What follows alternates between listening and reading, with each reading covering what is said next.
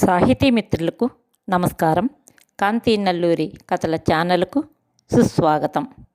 కార్మిక కర్షక మహిళల కథల సమాహారంలో ఈరోజు వట్టికోట ఆళ్వార్ స్వామి గారి చిన్నప్పుడే కథ వినిపించబోతున్నాను. కథలోకి వెళదామా? చిన్నప్పుడే. వట్టికోట ఆళ్వార్ స్వామి. ఆంధ్ర మహాసభ కార్యకర్త వెంకట్రావు నాయకులతో రంగాపురానికి బయలుదేరాడు. మనం నేరుగా ఊళ్ళోకి వెళ్ళకూడదు, గ్రామీయులకు నిరుత్సాహం కలుగుతుంది, గ్రామీయులు వాయిద్యాలతో ఎదుర్కొని తీసుకువెళతారు అని వెంకట్రావు గారు హెచ్చరించాడు నాయకులను. ఉదయం 12 గంటల కాలం, వరికోతల రోజులు అయినా పొలాలలో ఎవ్వరూ లేరు. జనం అంతా నాయకుల ఊరేగింపు సన్నాహాల్లో ఉన్నారు. నాయకులు ఊరి బయట మోటబావి వద్ద కూర్చున్నారు. చెట్టు నీడను కూర్చున్న ఒక రైతు యువకుడు దండమండే అని పెద్ద గొంతుతో అన్నాడు, వెంకట్రావు వైపు చూస్తూ. విధిగా గ్రామ అగ్రజాతుల వారికి పెట్టే దండంలోనూ, భయంతో గ్రామ పెత్తందారులకు పెట్టే దండంలోనూ, వెంకట్రావుకు పెట్టే దండంలోనూ ఎంతో భేదం కనిపించింది. వికసించిన ముఖం, ఉప్పొంగి వస్తున్న సంతోషం, సనువు దండమండే అన్న శబ్దంలో నగ్నంగా కనిపించింది. వెంకట్రావు ఆంధ్ర మహాసభ కార్యకర్తగా సుమారు 2 నెలల నుండి ఏకదీక్షతో గ్రామీయుల సమస్యలను తీసుకొని పనిచేస్తున్నాడు. 80 ఏండ్ల ముసలి మొదలు 8 ఏళ్ల బాలుని వరకు వెంకట్రావు అంటే ధన మాన ప్రాణ రక్షకునిగా భావిస్తారు. అడుగు అడుగుకు గ్రామ పెత్తందారులు నిందలు నేరాలు మోపి లాగే లంచాలు లేకుండా చేశాడు వెంకట్రావు. చిన్న పెద్ద గౌరవ మర్యాదలు లేకుండా ప్రతి వారిని, ప్రతి స్త్రీని దుర్భాషలాడటం, నీచంగా ప్రవర్తించడం వెంకట్రావు కృషి ఫలితంగా లేకుండా పోయినవి. గ్రామ పెత్తందారులు దయతో ఇచ్చే కూలితో విధి విరామం లేకుండా జీవితాంతం పని చేయించుకోవడం, తుదకు పనివారు కడుపు నిండా తిండి లేక మాడుతుండటం మాన్పించాడు వెంకట్రావు. బావి వద్ద చెట్టు క్రింద కూర్చున్న రైతు యువకుడు బాటసారితో ఆంధ్ర నాయకుల ఆగమన వార్తను ఊళ్ళోకి పంపాడు. కొద్దిసేపట్లోనే కొందరు బాలురు నాయకులు కూర్చున్న వైపుకు వచ్చారు. మెల్లమెల్లగా సమీపంలో ఉసిరి చెట్టు వద్దకు వెళ్ళి ఉసిరికాయలు రాల్చుకుని జేబులు నింపుకుని నములుతూ మెల్లగా నాయకుల ప్రక్కన కూర్చున్నారు. నాయకులు పచ్చని పచ్చికపై హాయిగా కూర్చుని మాటామంతి సాగించారు. వారిలో ఒకరు, నీ పేరేం అని ఒక బాలుడిని ప్రశ్నించాడు. లింగయ్య అని మెల్లగా అన్నాడు. ఆ పిల్లవాని వయసు 10 ఏండ్లు సుమారు ఉంటాయి. లింగా అని మొదలు మేము పిలిచేది. వెంకట్రావు వైపు చూపుతూ, సంగం బంతులు బడిపెట్టినప్పటి నుంచి లింగయ్య అని పిలుస్తున్నాం అని ఇంకొక పిల్లవాడు అందుకున్నాడు. నాయకులు ఒకరి ముఖం ఒకరు చూసుకున్నారు. వెంకట్రావు ఆలోచిస్తున్నట్లు తల నేలకు వేశాడు. మీరెవరు అని ఒక నాయకుడు ప్రశ్నించాడు. మేం బట్టలు ఉతుకుతాం అని లింగయ్య చెప్పాడు. సాకలోళ్ళు అని వేరొక పిల్లవాడన్నాడు. నాకొక ఉసిరికాయ ఇస్తావు అని ఒక నాయకుడు లింగయ్య వైపు చేయి సాపాడు. మొదట పరిహాసం అనుకున్నాడు లింగయ్య. అయినా తేల్చుకుందామన్నట్టుగా అనుమానంతో మెల్లగా జేబులో నుండి ఒక ఉసిరికాయ తీసి అందించాడు. ఆ నాయకుడు వెంటనే అందుకుని కొరికాడు. కొరుకుతూ ఉండగానే అక్కడ కూర్చున్న పిల్లలందరూ గబాలున ఆ నాయకుని వైపు వచ్చి తమ జేబులోనున్న కాయలన్నీ అతని ముందర పోశారు. ఎందుకు ఇవన్నీ?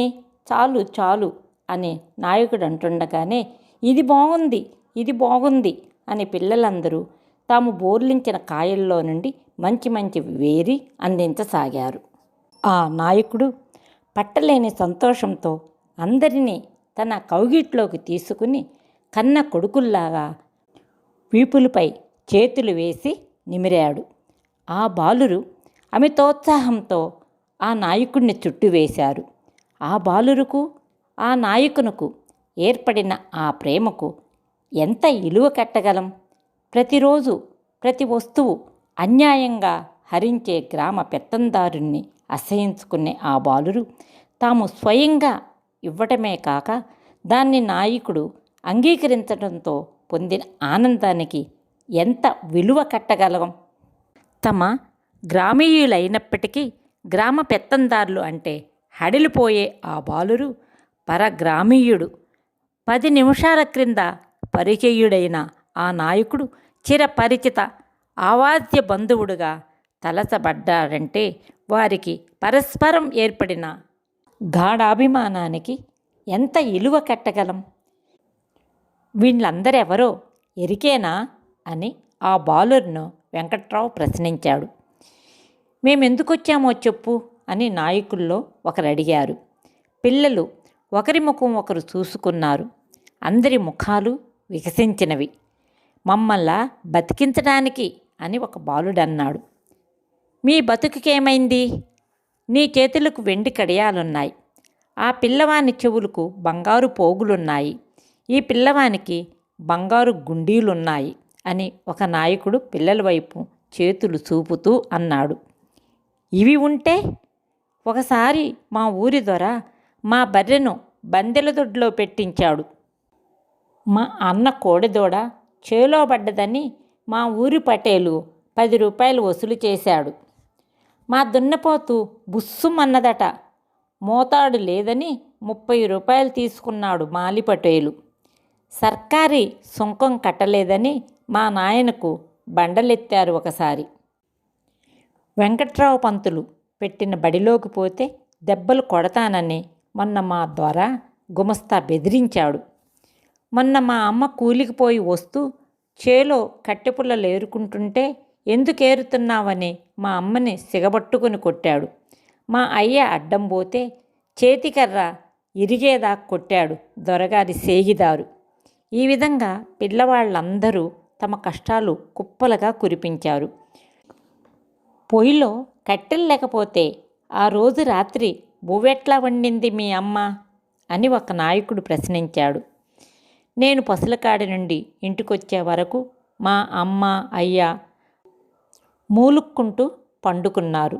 ఇంట్లో బువ్వ ఉన్నదేమోనని కుండలన్నీ వెతుకుతుంటే మా అయ్య లేచి చెట్ల పొదల్లో నుంచి కట్టెలు తెచ్చి బువ్వ వండుతుంటే గిర్దాబాద్ బర్లుకు పోవాలని షేక్ సింది పట్టుకుపోయిండు.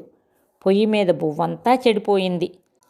దాంట్లోనే మిరం ఉప్పు పోసుకొని నీళ్లు పోసుకొని తిన్నా అని ఆ బాలుడు జవాబు చెప్పాడు. మీరెవరబ్బాయి అని నెత్తి నుండి కారే అంత నూనె పెట్టుకున్న ఒక అబ్బాయిని ప్రశ్నించాడు ఒక నాయకుడు. మేం కోమటోళ్ళం. మీకేం కష్టాలున్నాయి చెప్పు అని తిరిగి ప్రశ్నించాడు నాయకుడు. ఏమో నాకేం ఎరుక, మా నాయనకెరుక అని ముఖం తిప్పాడు. ఓసారి మీ అమ్మ పసుల జంగడిలో నుంచి పేడ తెచ్చిందని పోలీస్ పటేల్ ఇనపతట్ట గుంజుకోలే అని వేరొక పిల్లవాడు జ్ఞాపకం చేశాడు. ఇంకా ఆ తట్ట ఇవ్వలేదు కూడా అని కోమటి అబ్బాయి అందుకున్నాడు. ఆ విధంగా నాయకులు సుమారు అరగంట కాలం పిల్లలతో గడిపారు. పాపం చిన్నప్పుడే కుటుంబ ఇబ్బందులన్నీ ఆ పిల్లలు తెలుసుకోవాల్సిన గతి పట్టిందంటే ఎంత అధ్వాన్నంగా ఉన్నామో తెలుస్తున్నది అని నాయకుల్లో ఒకరు అన్నారు. మన సంతానానికి ఆస్తిగా ఇచ్చేవి అప్పులు, రోగాలు, కష్టాలేగా అని ఒక నాయకుడు అన్నాడు. మనం ఈరోజు స్వార్థరహితంగా, ధైర్యంగా, పట్టుదలతో పనిచేస్తే మన సంతానం అంత హాయిగా బతుకుతారు అని ఒక నాయకుడు అన్నాడు. స్వతంత్రం, వ్యక్తిత్వం, గౌరవం, మర్యాద, విశ్వమానవ సౌభ్రాతృత్వం, సహనశక్తి, పరరహితం ఇది నేటి మానవ సమాజానికి వజ్ర వైఢూర్యాలు, దివ్య భవనాలు, నగలు, నాణ్యాలు, ఆస్తి, ఆదాయం అని ఇంకొక నాయకుడు అన్నాడు. ఇంతలో గ్రామంలో వాయిద్యాల చప్పుడు వినపడింది. వాళ్లతో కలిసి మళ్ళా వస్తాం అని స్నేహితులతో సెలవు తీసుకుంటున్నట్టు చెప్పి ఆ బాలురంతా ఆంధ్ర సోదర, ఆంధ్ర సోదర, ఆంధ్ర మహాసభలోన చేరు సోదర అని పాడుకుంటూ పరిగెత్తారు. ఈ కథ 1945 ఫిబ్రవరిలో మిజాన్ పత్రికలో అచ్చయినది. 1945 నాటికి 2025 నాటికి రూపం మారిన సారం అలాగే ఉంది. ఇప్పటికీ పాఠశాలల్లో అంటరానితనం, బడికి పోని పిల్లలు, చెత్త వేరుకుంటున్న పిల్లలు, రద్దీగా ఉండే రోడ్లపై బస్సులు, కార్ల మధ్య చిన్న చిన్న వస్తువులు అమ్ముకునే పిల్లలు నిత్యం కనిపిస్తూనే ఉన్నారు. కథలు వింటున్న మిత్రులందరికీ హృదయపూర్వక కృతజ్ఞతలు. ఈ కథ నచ్చితే లైక్ కొట్టండి, కామెంట్ చేయండి, షేర్ చేయండి, సబ్స్క్రైబ్ చేయండి. చేస్తారు కదూ.